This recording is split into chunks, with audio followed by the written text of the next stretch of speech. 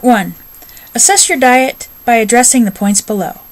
How does your fat and caloric intake compare with the target levels? The food tracker showed that I had a calorie limit of 2,000.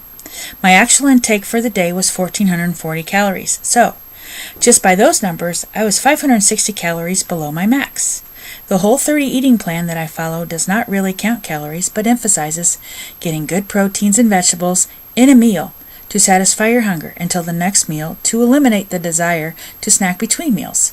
The food tracker also showed that I ate 19 grams of saturated fat with a limit of 22 grams, but the nutrients report told a little bit different story.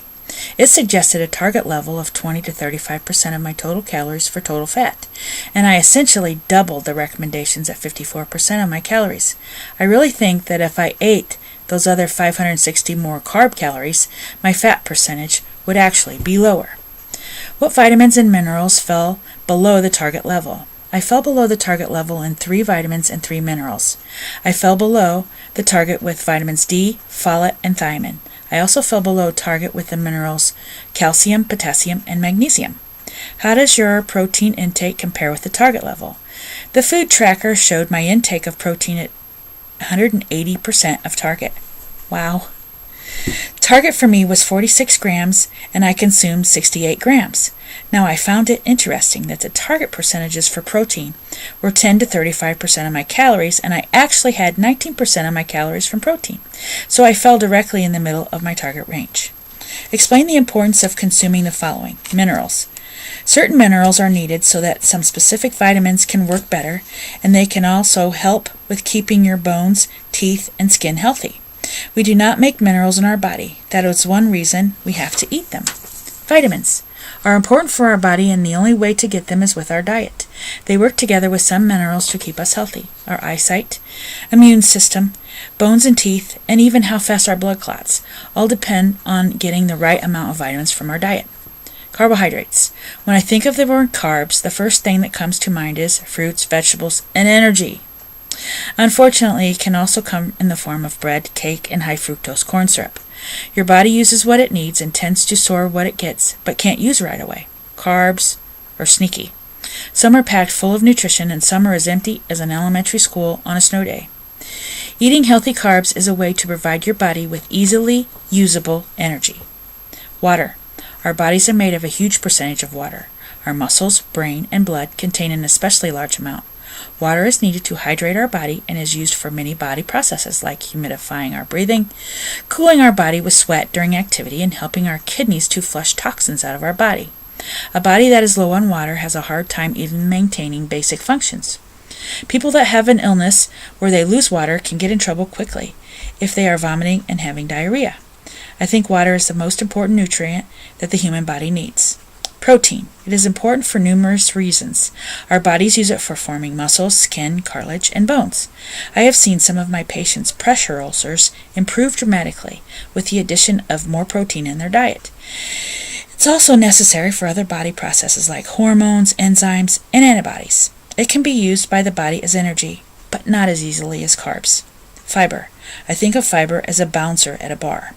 One of its main jobs is to help escort out waste out the door in an efficient and timely manner. Yes, fiber can be thought of as a bouncer for the intestines.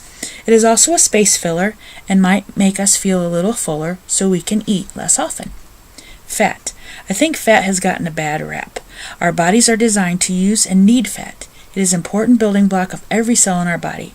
It is important for cell transport, and we need it to make use of the fat-soluble vitamins. Part 2. Explain the effects of your diet on your health and wellness by addressing the following in your video YouTube journal entry. I was surprised to learn that I am eating tons of healthy protein and staying full between meals, yet I'm deficient in folate, which helps metabolize protein. I also need to find a good way to supplement my calcium and vitamin D. What effects does your diet have on your health and wellness? Diet is a huge part of health and wellness.